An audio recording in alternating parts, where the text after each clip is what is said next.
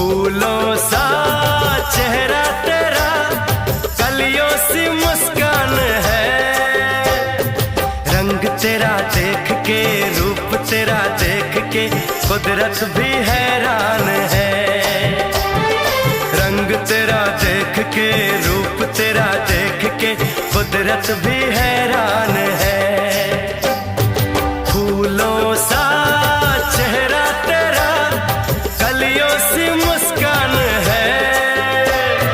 रंग तेरा देख के, रूप तेरा देख के, कुदरत भी हैरान है।